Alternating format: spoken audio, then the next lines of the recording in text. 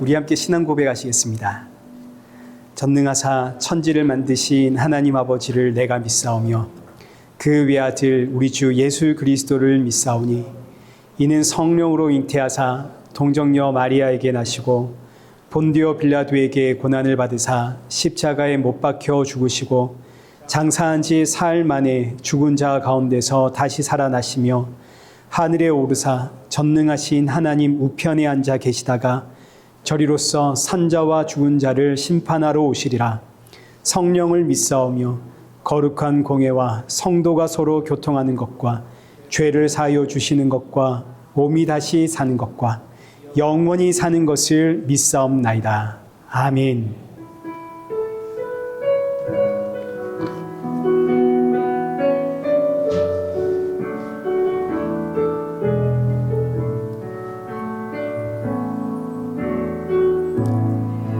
하늘의 문을 여소서 이곳을 주목하소서 주를 향한 노래가 꺼지지 않으니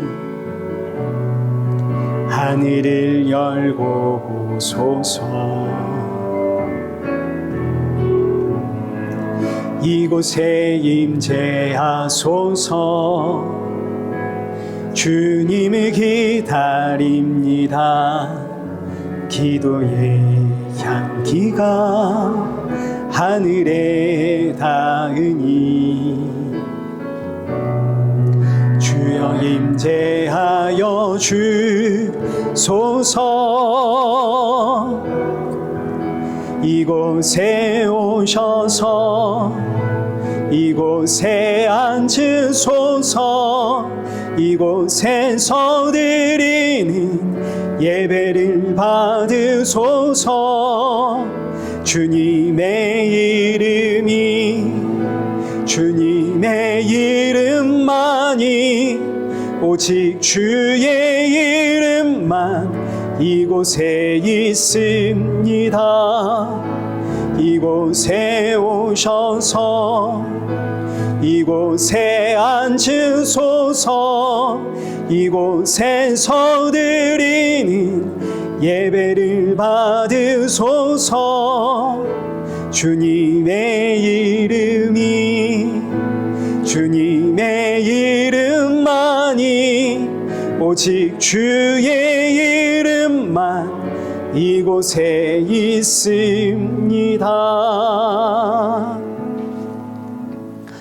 우리 이 시간 예배 앞에 서 있는 내 모습을 돌아보면서 오늘의 예배가 지치고 상한 내 심령의 담비와 같은 예배가 되어지도록 내 마음의 문을 활짝 열어주옵소서. 또 함께하는 사랑하는 성도들에게도 새 힘과 위로와 안식의 예배가 되어지도록 은혜 부어 주옵소서. 우리 함께 예배를 사모하는 마음으로 기도의 자리로 나가겠습니다. 기도하겠습니다.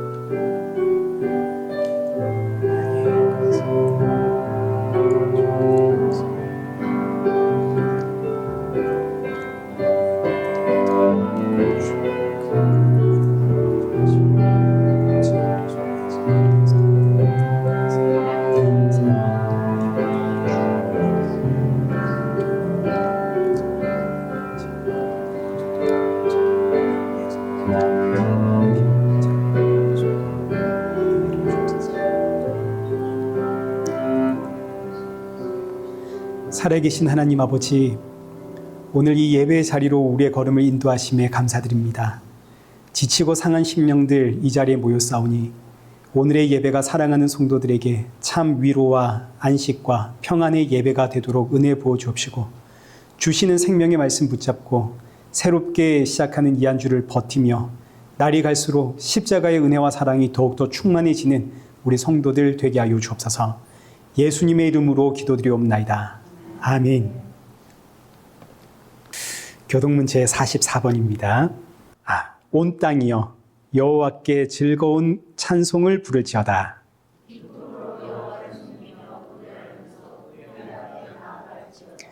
여호와가 우리 하나님이신 줄 너희는 알지어다.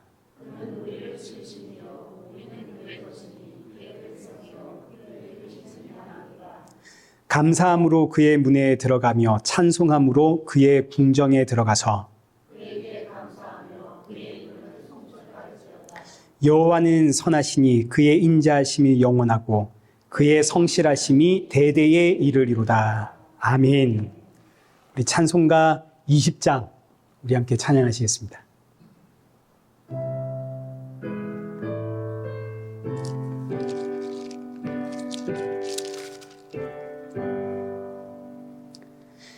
긴 영광 중에 계신 주 나 찬송합니다.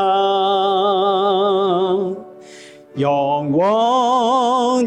계신 주 이름 나 찬송합니다.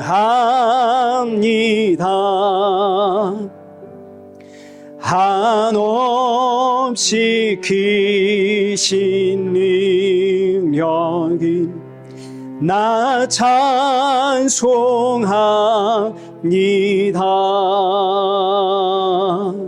참되고 미쁜 그 언약 나 찬송합니다.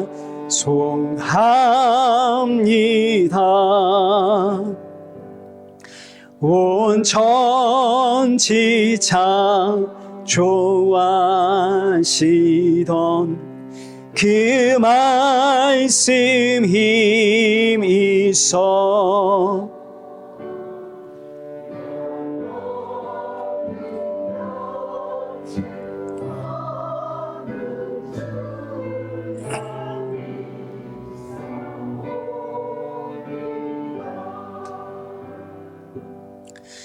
그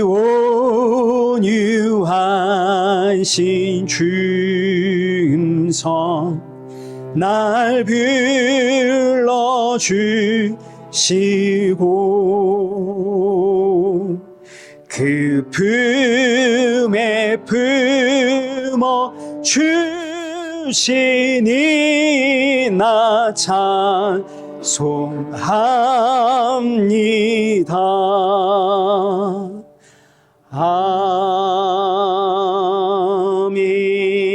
아멘.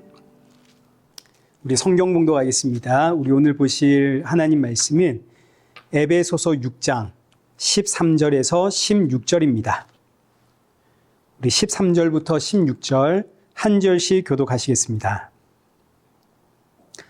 그러므로 하나님의 전신갑주를 취하라. 이는 악한 날에 너희가 능히 대적하고 모든 일을 행한 후에 서기 위함이라.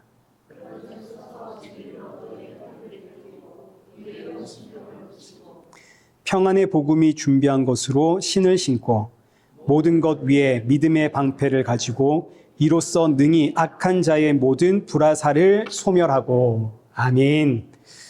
우리 교회 소식 알려드리겠습니다. 우리 지난주에 야외 예배를 드렸거든요. 이제 준비하시고 또 참여하신 모든 분들께 우리 감사를 드립니다. 우리 고흥욱 장로님 가정 잠시 한국도 방문을 하셨거든요.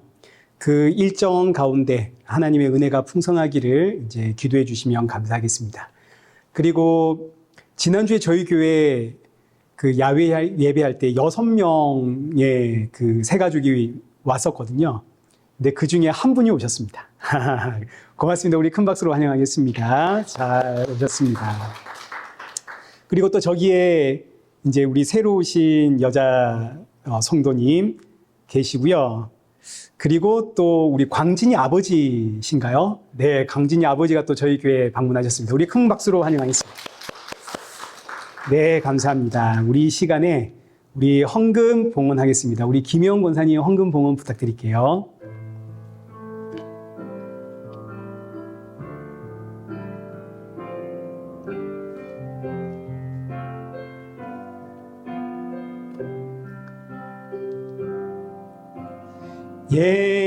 예수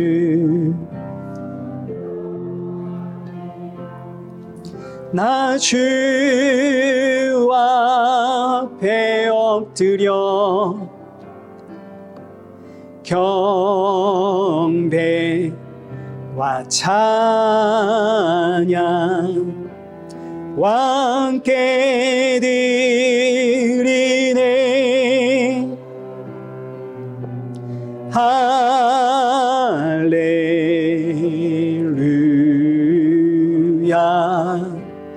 할렐루야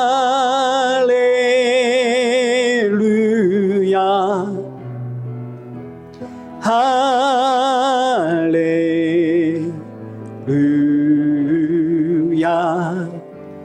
할렐루야.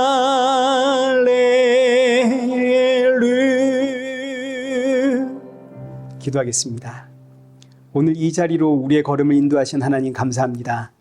지난 한 주간 동안에 우리의 연약함과 완악함 용서하여 주옵시고, 이 예배를 드릴 때마다 오직 예수님의 이 십자가의 은혜로 우리가 이 자리에 서 있을 수 있다는 사실을 기억하게 하시고, 이 땅의 꿈과 소망과 비전 두지 않고 하나님 나라의 소망을 품고 이 땅을 살아가는 우리 성도 되도록 우리의 마음과 중심을 붙잡아 주옵소서.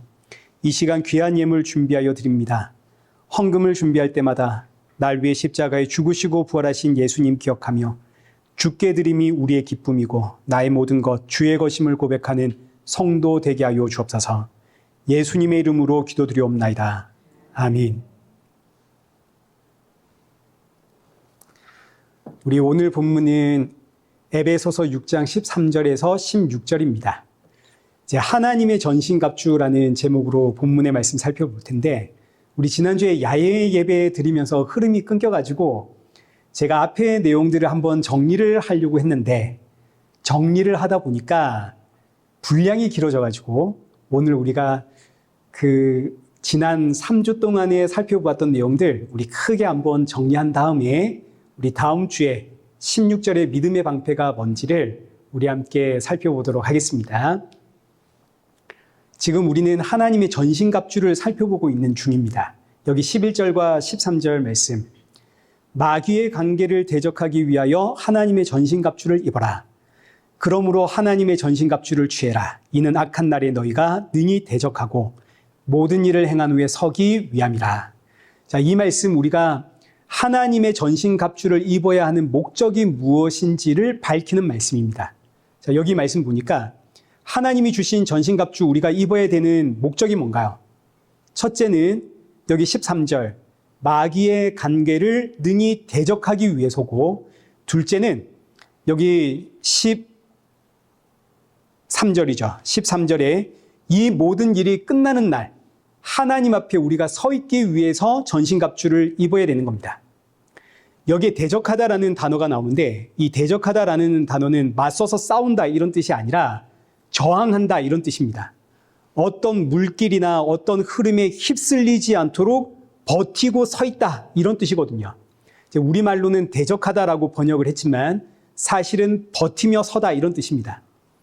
이 악한 날에 마귀의 공격에 버티고, 그리고 마지막 날 하나님 앞에 서 있기 위해서 우리 뭘 입어야 된다고요? 전신갑주를 입어야 된다고요. 그래서 이렇게 보니까 하나님의 전신갑주는 전부 버티는 무기지 공격형 무기는 아무것도 없습니다. 진리의 허리띠, 의의 호신경, 평안의 복음의 신, 믿음의 방패, 구원의 투구, 그 다음에 마지막은 뭔가요? 성령의 검, 하나님의 말씀이죠. 아니 목사님, 여기 마지막에 나오는 성령의 검, 이거는 공격형 무기 아닙니까? 아닙니다. 이 성령의 검, 하나님의 말씀은 공격형 무기가 아닙니다. 왜냐하면 하나님의 말씀은 사랑이거든요. 성령의 검은 사랑입니다. 여기 우리 히브리서 4장 12절 보겠습니다. 하나님의 말씀은 살아있고 활력이 있어 좌우의 날선 어떤 검보다도 예리하여 혼과 영과 및 관절과 골수를 찔러 쪼개기까지 하며 또 마음의 생각과 뜻을 판단하나니 지으신 것이 하나도 그 앞에 나타나지 않음이 없고 우리의 결산을 받으실 이의 눈앞에 만물이 벌거벗은 것 같이 드러나느니라. 아멘. 자, 이 말씀 보시면 이 말씀이 성령의 검이 어떤 일을 하는가에 대한 내용입니다. 좌우의 날선 어떤 검보다 예리한 이 성령의 검, 하나님의 말씀은 우리의 속을 찔러 쪼개서 하나님 앞에서 우리의 마음과 생각을 꺼내놓습니다. 여기 13절의 말씀처럼 내 속마음과 생각을 완전히 발가벗겨서 드러낼 때 여러분 하나님 앞에 자신 있으십니까? 제가 지난주에 유튜브에서 하나님을 만나고 오신 성도님의 간증을 듣게 되었거든요. 이분이 사고가 나가지고 심정지가 왔습니다. 근데 그때 하나님을 만났다 이거죠. 누군가에게 끌려가지고 어디론가 가고 있는데 아무리 생각해도 하나님 앞에 가는 것 같더라 이겁니다. 그래서 속으로 생각을 했답니다. 하나님이 나보고 너 뭐 하다 왔니? 이러면은 제가 주를 위해서 교회에 이렇게 헌금도 했고 선교사님 몇 분 이렇게 도왔고 선교지도 다녀왔고 이러면서 하나님 앞에서 자신이 할 이야기들을 머릿속에 정리를 하고 그러면서도 불안하니까 자기를 끌고 가는 이들에게 물어봤답니다. 저 보통 하나님 앞에 가면 하나님이 어떤 거 물어보십니까? 그랬더니 자기를 끌고 가는 이가 하는 말이 너는 그동안 얼마나 사랑하다 왔니? 이거 물어보신다는 거죠. 그 순간 이분이 내가 이건 자신 있지. 그러다가 몇 초 지나지 않아서 나는 내가 사랑하는 사람들만 사랑했지 과연 나를 비난하고 나를 욕했던 사람에게는 사랑 주었는가? 자신이 없더라 이거죠. 그래서 그 순간 내가 이대로 끌려가면 나 큰일 나겠구나. 그래서 한 번만 더 기회를 달라고 안 끌려가려고 그렇게 발버둥을 쳤답니다. 그러다가 눈을 떴는데 병원 수술대 위에 정신이 돌아왔다 이거죠. 그래서 이분이 하시는 간증의 내용이 그러니 우리 이제는 사랑하며 사십시다. 하나님이 저에게 한 번 더 주신 기회에 저는 사랑하며 살겠습니다. 이런 간증하는 걸 제가 봤습니다. 근데 제 생각에는 이분이 너무 급했습니다. 조금만 더 기다렸더라면 정답을 듣고 왔을 건데 정답을 듣기 전에 너무 빨리 왔다고요. 여기 히브리서 12장 4장 12절과 13절 말씀 보십시오. 하나님의 말씀이 우리의 심령을 찔러 쪼개어 내 마음의 생각과 뜻을 완전히 발가벗겨 드러낼 때 여기에 자신 있는 사람이 있습니까? 방금 제가 소개했던 그 간증의 내용처럼 너 얼마나 사랑하다 왔니? 이러면 여러분 자신 있으신가요? 지금 내 속마음이 완전히 발가벗겨져서 여기에 있는 모든 사람들이 그동안 내가 살아오면서 내 안에 꽁꽁 감추어두었던 내 생각과 내 마음 다 듣게 된다면 여기서 나는 그래도 괜찮다. 나는 깨끗하다. 순수하다. 나는 한 점의 흠도 없다. 이렇게 자신 있는 사람이 있습니까? 아무도 없죠. 하나님 앞에 서면 우린 전부 죄인 중에 괴수가 되는 겁니다. 하나님의 심판 피할 방법이 없다고요. 그런데 여기 이어지는 14절을 보십시오. 그러므로 우리에게 큰 대제사장이 계시니 승천하시니 곧 누가 계신다고요? 하나님의 아들 예수시라. 내가 이렇게 죄인이기 때문에 누가 내 곁에 계십니까? 예수님이 내 곁에 계시는 겁니다. 예수님이 나를 품고 예수님이 내 안에 내가 예수님 안에 그 예수님 때문에 나 같은 죄인이 하나님 앞에 당당히 설 수 있게 된다고요. 예수님이 없으면 나는 하나님의 분노와 심판의 대상입니다. 그러나 예수님이 나를 품고 계시기 때문에 내가 하나님의 아들이라 칭함을 받습니다. 그러니까 결국 이 말씀의 검, 성령의 검은 내 속을 파헤쳐서 내가 얼마나 악한 죄인인가를 깨닫게 한 다음에 그 다음에 이런 나를 누가 품고 있다? 예수님이 품고 있다. 이 사실을 깨닫게 하는 게 말씀의 검입니다. 자, 그러면 이제 다시 오늘 본문 13절 보십시오. 우리가 하나님의 전신갑주를 입어야 되는데 이 전신갑주는 전부 방어용, 버티는 무장입니다. 공격형 무기는 없습니다. 왜냐하면 전쟁은 우리의 것이 아니거든요. 마귀와의 전쟁은 우리가 하는 게 아닙니다. 누가 하시나요? 이건 예수님이 하시죠. 히브리서 2장 14절의 말씀처럼 예수님이 십자가의 죽음으로 죽음의 세력을 잡은 자 곧 마귀를 멸하시고 전쟁은 예수님 홀로 하시는 겁니다. 우리는 그 예수님 뒤에 서서 버티는 거죠. 예수님 다시 오시는 그 완전한 승리의 날, 그날까지 우리는 버티는 겁니다. 뭐 입고? 전신갑주를 입고. 그런데 이 전신갑주는 예수님 다시 오시는 그 완전한 승리의 날까지만 입는 게 아니라 여기 13절 하반절의 말씀처럼 모든 일이 끝난 후에 우리가 하나님 앞에 서거든요. 그 하나님 앞에 서는 순간까지 입어야 되는 게 이 전신갑주입니다. 하나님 앞에 설 때 왜 전신갑주를 입어야 되는가? 우리가 이 세상 법정에서 재판을 받을 때 재판의 기준은 사람입니다. 사람다움과 사람답지 못한가? 이걸 위해서 존재하는 게 법 아닙니까? 사람다움과 사람답지 못한가? 그럼 이제 우리가 하나님의 법정에 서면 하나님의 기준은 뭐겠습니까? 하나님의 기준은 하나님 편에서 보시기에 의로운가 성도다운가? 이를 위해서 우리에게 주신 법이 율법입니다. 하나님의 말씀대로 살아라. 그런데 구약의 성경 역사가 이야기하죠. 하나님의 말씀대로 사는 인생이 있더라 없더라? 없더라. 한 사람도 없더라. 율법을 주었더니 율법 앞에 온전하게 서 있는 사람이 있었는가 없었는가?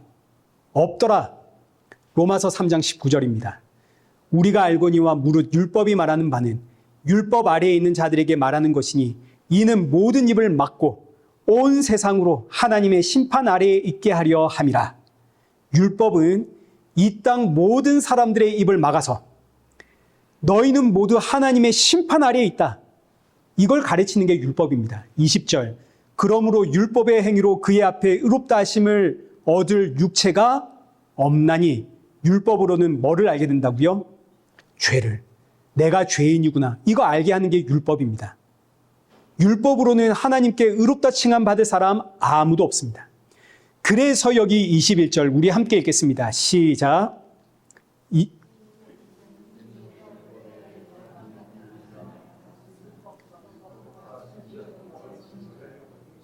아멘. 율법으로는 하나님 앞에 의롭다 칭함을 받을 자가 없기 때문에 율법 외에 하나님의 한 의가 나타났습니다. 이 의가 누구신가요? 예수님 아닙니까? 자, 그럼 이제 보십시오. 하나님 앞에 그 심판대 앞에 서면 하나님은 사람의 의, 사람의 행위, 네가 그동안 나를 위해 얼마나 헌신적으로 열심히 살았는가 이걸 보시는 게 아니라 하나님의 의를 판단하시는데 그 하나님의 의가 예수님입니다. 예수님을 믿느냐 안 믿느냐 이게 하나님의 판단 기준입니다. 내가 이 땅에서 아무리 하나님의 말씀대로 살았다 한들, 내가 아무리 사랑하며 살았다 한들 하나님 그거 보는 게 아닙니다. 하나님의 의가 되시는 예수 그리스도를 보십니다. 그 예수님이 지금 나를 품고 계시죠. 내가 예수님 안에, 예수님 내 안에. 그러면 다시 오늘 본문 13절에 하나님 앞에 서는 그날까지 우리가 입어야 하는 하나님의 전신갑주는 결국 누구라는 이야기입니까? 예수님이라는 이야기죠. 하나님의 전신갑주는 다른 게 아닙니다. 예수님입니다. 자, 그러면 이제 여기 14절 보겠습니다. 그런즉 서서 진리로 너희 허리띠를 띠고 의의 호신경을 붙이고. 하나님이 우리에게 주신 전신갑주 그 첫 번째 무장이 진리의 허리띠입니다. 우리 다 기억나시죠? 허리띠는 허리가 무너지지 않도록 보호하는 도구입니다. 허리가 무너지면 사람이 제대로 설 수가 없거든요. 진리를 허리띠라고 부르는 이유는 진리가 무너지면 우리의 신앙이 제대로 설 수가 없기 때문입니다. 요즘 이제 교회의 가장 큰 문제가 이 진리의 허리띠입니다. 젊은 청년들이 진리가 뭔지를 잘 모릅니다. 제가 저희 교회를 방문하는 이제 청년들에게 꼭 해주는 이야기가 뭐냐면, 교회는 누구를 믿는 곳이니? 제가 이 질문을 하거든요. 그러면 청년들 대부분이 하나님을 믿습니다. 하나님을 믿는 곳입니다. 이제 이렇게 대답을 합니다. 틀린 대답은 아니죠. 그러나 이게 정답도 아니거든요. 기독교는 다른 말로 예수교입니다. 그래서 교회를 가보시면 교회 이름이 이레교회다. 그러면 그 옆에 작은 글씨로 대한예수교라고 쓰여 있습니다. 우리 예수교입니다. 왜 예수교인가요? 예수님을 믿거든요. 예수님을 믿는 사람들의 공동체가 교회입니다. 골로새서 1장 18절 보십시오. 그는 몸인 교회의 머리시라. 교회의 머리가 누구라고요? 예수 그리스도. 머리는 주인이라는 뜻입니다. 교회의 주인은 예수 그리스도. 중세 암흑 시기를 지나면서 종교개혁이 일어납니다. 종교개혁이 일어나면서 세워진 교회를 개혁교회라고 하거든요. 우리가 다 개혁교회입니다. 이 개혁교회를 줄여서 개신교라 그러죠. 개신교, 개혁교회에는 5대 핵심 가치가 있습니다. 첫째가 오직 성경, 둘째가 오직 믿음, 셋째가 오직 은혜, 넷째는 오직 하나님께만 영광, 그리고 마지막 다섯째가 오직 예수, 오직 예수입니다. 오직 예수. 왜 오직 예수인가? 삼위일체 하나님의 대표가 예수님이시거든요. 여기 골로새서 1장 15절에 그는 보이지 않는 하나님의 형상, 예수님이 하나님의 형상입니다. 사람은 눈에 보이는 형상을 찾습니다. 출애굽한 이스라엘 백성들 하나님께 율법을 받았거든요. 나 외에 다른 신 섬기지 마라. 그 어떤 형상으로도 만들지 마라. 그리고 율법을 주시고 이제 모세와 언약을 맺기 위해서 모세가 시내산에 올라가는데 이스라엘 백성들 그 사이에 뭐 만들었나요? 금송아지 만들죠. 이 금송아지가 우리를 애굽에서 구원해낸 하나님이시다.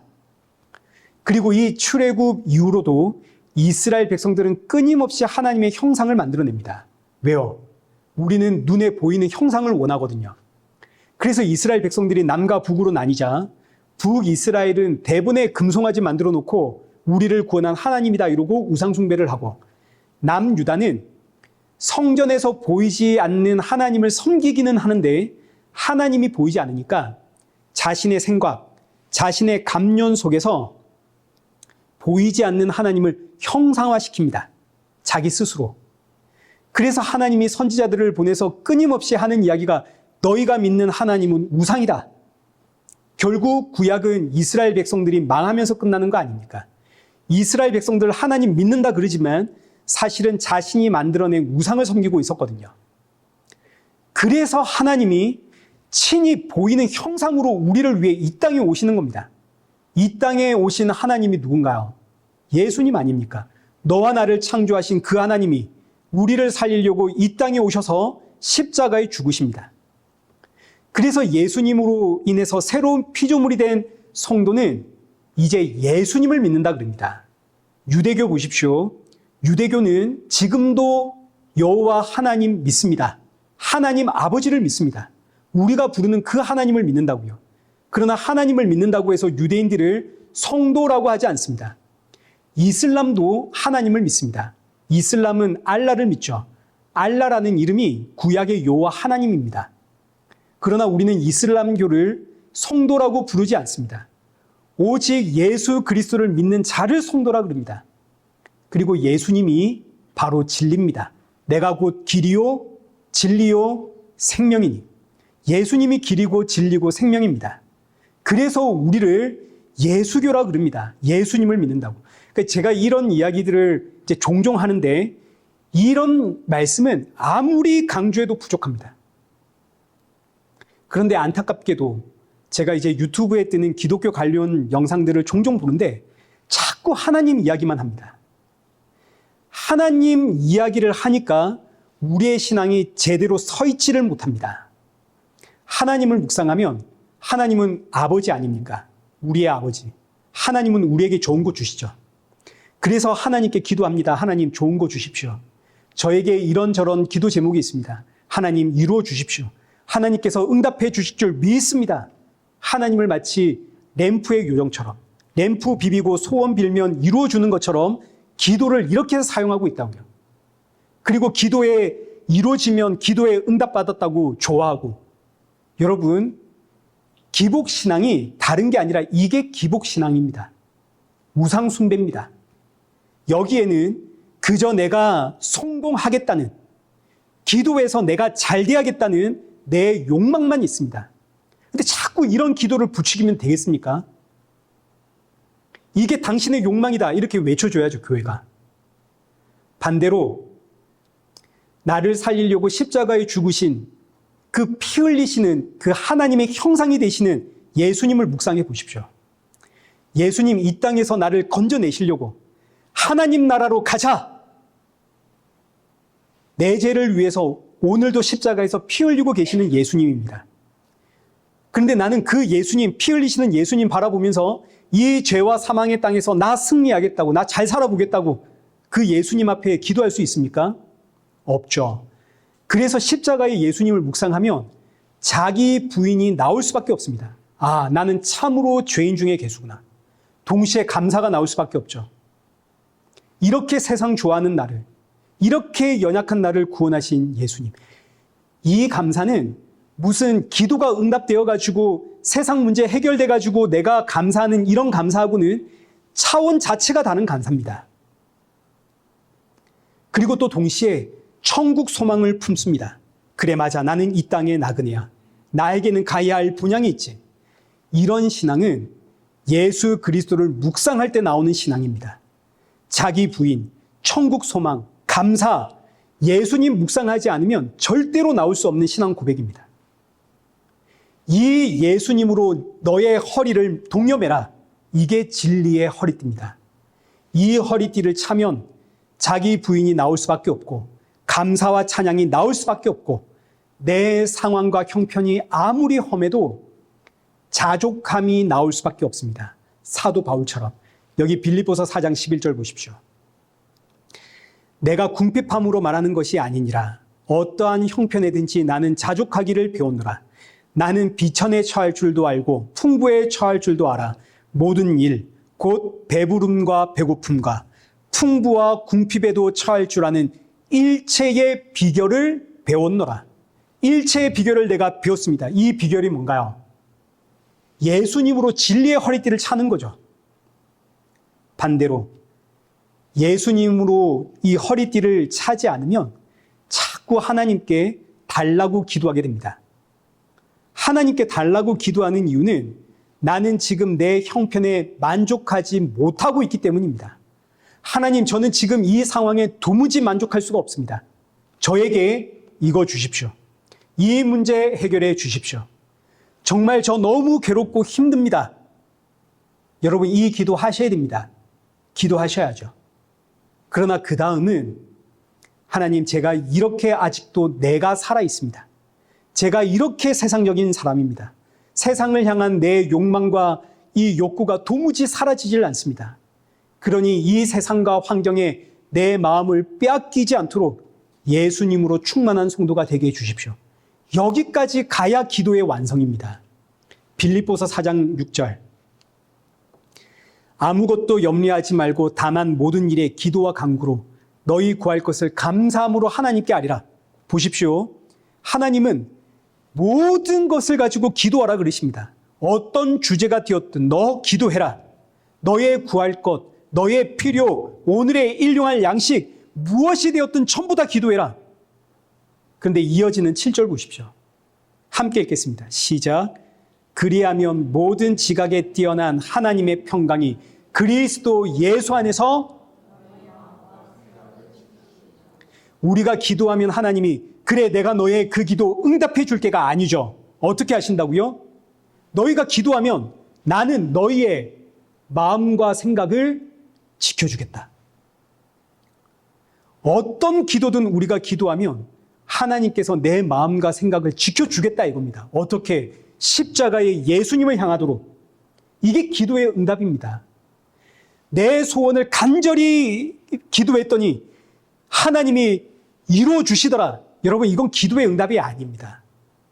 기도했더니 십자가의 예수님이 보이더라. 기도했더니 내가 이렇게 세상 근심, 걱정, 염려 속에서 살고 있구나. 내가 이렇게 연약하구나. 그런데 예수님이 나와 함께 하시는구나. 예수님 안에서 감사를 고백하게 되더라. 이것이 진짜 기도의 응답입니다. 근데 여러분, 어떤 기도의 응답 원하시나요? 진짜 기도의 응답을 받으십시오. 이런 신앙의 모습이 되려면 오늘 본문 14절에 있는 것처럼 진리가 되시는 예수님으로 허리띠를 차야 되는 겁니다. 너무너무 중요하죠. 이렇게 예수님으로 이제 허리띠를 차면 이제 그 다음은 의의 호신경입니다. 호신경은 가슴을 보호하는 도구입니다. 가슴은 사람의 감정이 자리 잡고 있는 영역이거든요. 이것도 다 기억나시죠? 우리 안에는 기쁨과 슬픔, 감사와 분노, 시기와 질투, 좌절과 낙심 등등의 온갖 감정이 담겨 있습니다. 좋은 감정이 내 가슴에서부터 이렇게 터져 나오는 것은 이건 뭐 아무런 문제가 없죠. 이건 좋은 겁니다. 그러나 부정적인 감정이 터져 나오면 문제를 일으키죠. 이 부정적인 감정이 터져 나오지 않도록 막아주는 게 의의 호심경입니다. 그럼 의의 호심경은 뭔가요? 예수님이죠. 의라고 하는 이 단어 자체가 예수님을 가르치는 표현이거든요. 그리고 앞서 율법 외에 하나님의 한 의가 나타났으니 이 의가 바로 예수님이더라. 의의 호심경은 예수님입니다. 그 예수님을 내 가슴에 붙여라. 그럼 예수님은 어떻게 나의 악한 감정을 틀어 막으시는가? 보통 우리가 분노하는 이유는 나는 이런 대접 받을 사람이 아닌데 내가 이런 대접을 받으니까 분노가 나오는 겁니다. 억울해서, 상황 자체가 어이가 없어서 내 안에서 분노가 터져 나올 때 십자가의 예수님 생각하십시오. 그러면 아무리 우리가 억울하다 한들 예수님만큼 억울할 일이 뭐가 있겠습니까? 죄 없는 예수님 나를 살리겠다고 모진 고난 받고 십자가에 피 흘려 죽으셨는데, 그리고 또 가만 생각해 보면 나는 분노할 자격이 없죠. 나는 죄인이 아닙니까? 아니, 내가 뭐가 잘났다고?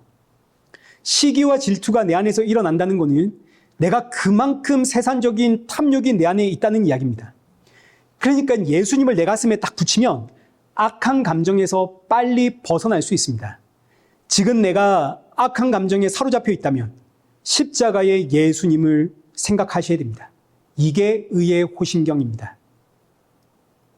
또 저는 한동안 이런 감정에 사로잡혔던 때가 있었거든요. 이제 젊을 때. 이것도 말씀드린 이야기입니다. 예배를 드려도 기쁨이 없고, 기도를 하며 하나님을 찾아도 마치 하나님이 내게 침묵하고 계시는 것 같은 이런 감정에 사로잡혔던 때가 있습니다. 그러나 이런 감정은 우리 신앙이나 우리의 믿음과는 전혀 상관이 없는 마귀가 주는 거 기억나시죠? 여기 로마서 5장 8절. 우리가 아직 죄인 되었을 때에 그리스도께서 우리를 위하여 죽으심으로 하나님께서 우리에 대한 자기의 사랑을 확증하셨다. 하나님이 우리를 언제 사랑하셨다고요?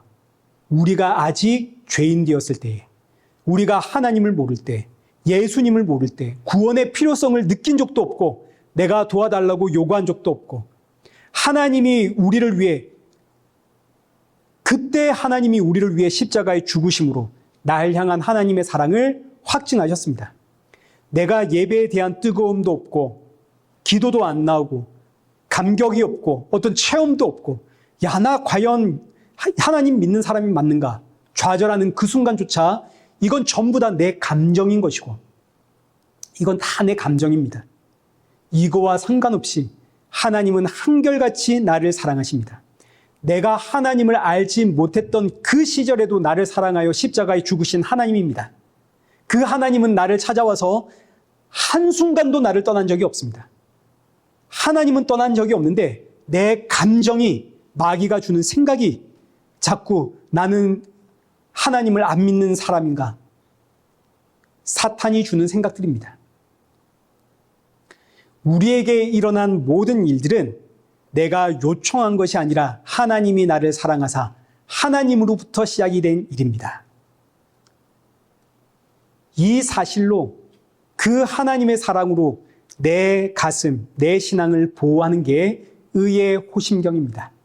이제 이렇게 의의 호심경까지 착용하고 나면 이제 그 다음에는 이제 마지막 15절, 평안의 복음이 준비한 것으로 이제 신을 신어야 됩니다.